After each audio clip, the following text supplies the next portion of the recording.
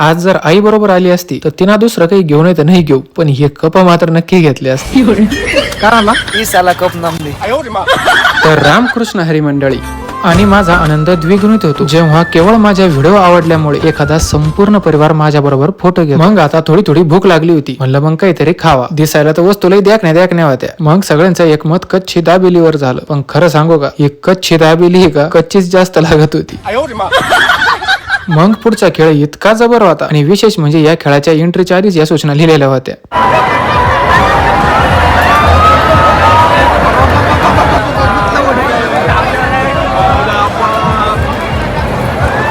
आणि नंतर भेटलेल्या फॅन लोकांची एनर्जी तर वेगळ्याच लेव्हलची होती.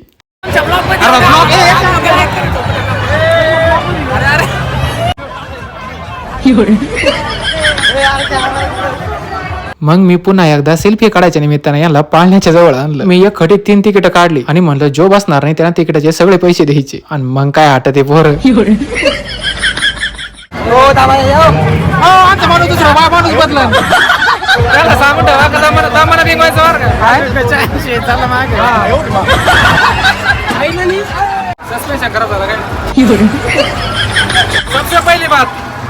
बिलकुल नाही.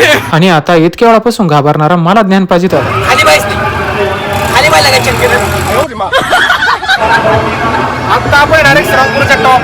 मी तर मनापासून भरपूर आनंद घेत होतो. पण माझ्या समोरचा हर्षल डायरेक्ट हनुमान चालीसाच म्हणायला लागला होता.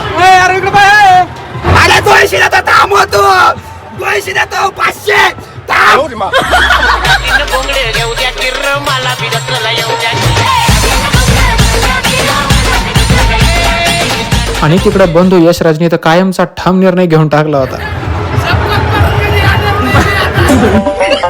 मग आम्ही खाली उतरत असताना ज्याला नवीन पाळण्यात बसायचं होतं त्याने आमच्या अनुभवाबद्दल विचारलं.